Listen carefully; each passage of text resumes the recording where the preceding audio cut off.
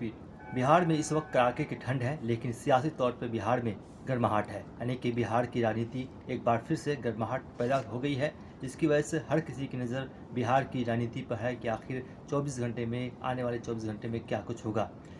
इस वक्त मैं जिस वक्त आपसे बात कर रहा हूँ, इस वक्त यह है कि बिहार के मुखिया यानी कि नीतीश कुमार की पार्टी जेडीयू के अंदर दो फाड़ होने वाली है, यानी कि दो ग्रुपबंदी होने वाली है।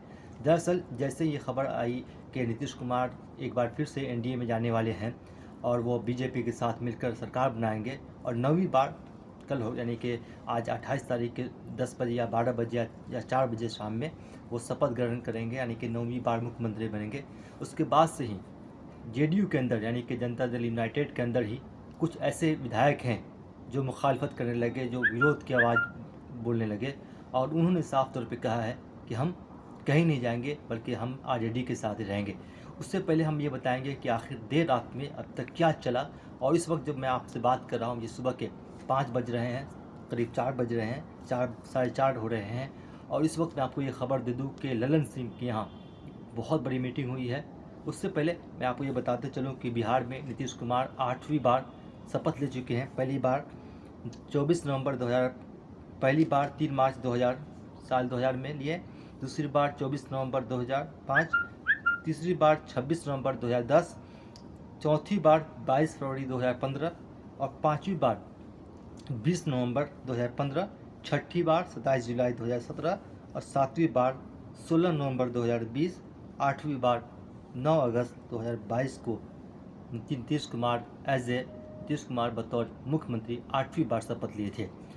अब आने वाले ललन सिंह के यहाँ क्या कुछ हुआ देर रात में। दरअसल ललन सिंह जेडीयू के एक बड़े नेता है और उन्हें आरजेडी के बहुत नज़दीकी माना जाता है, यानी कि लालू प्रसाद यादव के साथ साथ। और बीजेपी और ललन सिंह के दरमियान ज़्यादा अच्छी बात नहीं रही है, यानी कि उनके दरमियान जो रिश्ते हैं वो अच्छा नहीं रहा है। तो जो देर रात जो मीटिंग हुई है वो ललन सिंह की रिहाइश पे, उनके घर पे हुई है। इसमें 25 जो जेडीयू के यानी कि नीतीश कुमार की जो पार्टी है जेडीयू जनता दल यूनाइटेड, उनके 25 विधायक ये बात ललन सिंह के सामने कह दी है। उन्होंने साफ तौर पे कहा है कि अगर बीजेपी के साथ हाथ मिलाते हैं नीतीश कुमार, तो वो लोग बीजेपी के साथ नहीं जाएंगे, बल्कि आरजेडी के साथ जाएंगे और लालू प्रसाद यादव के साथ नहीं रहेंगे। हालांकि अब ये साफ़ हो जाएगा, जैसे ये खबर देख रहे होंगे आप, हमारी खबर को देख रहे होंगे, उस वक्त ये साफ़ हो जाएगा कि आखिर बिहार में सरकार किसकी बन रही है। लेकिन ये पूरी उम्मीद है और ये कयास ही है, उम्मीद भी है कि बिहार में बहुत बड़ा उलटफेर होने वाला है और नीतीश कुमार की जगह पर एक बार फिर से तेजस्वी यादव उप मुख्यमंत्री की जगह पर नहीं, बल्कि मुख्यमंत्री की जगह पर सरकार बनाएंगे। हम आपको ये बताते चले कि बिहार में 243 विधानसभा की सीट है। अगर उनमें से सबसे ज़्यादा जिस किसी पार्टी को सीट मिलती है तो वो सरकार बनाएंगी। इस वक्त जो कांग्रेस के आरजेडी के पास 79 सीट है और जेडीयू के पास 45, सिर्फ और सिर्फ 45 सीट है। उसके अलावा कांग्रेस के 19 सीट है और लेफ्ट के 19 और एक निर्दलीय विधायक है। उनके अलावा एक एमआईएम के अख्तरुल इमान है।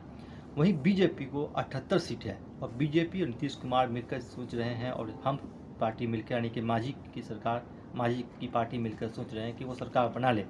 लेकिन फिलहाल जो रणनीति बन रही है, जो गणित और समीकरण बन रहा है बिहार की राजनीति को लेकर, उससे ये साफ है कि आने वाले 2 से 3 दिन में अगर नीतीश कुमार मुख्यमंत्री का शपथ 9वीं बार ले भी लेते हैं, तो आने वाले 2-3 दिन में उनके ऊपर ख़तरा ही मंडलाता रहेगा।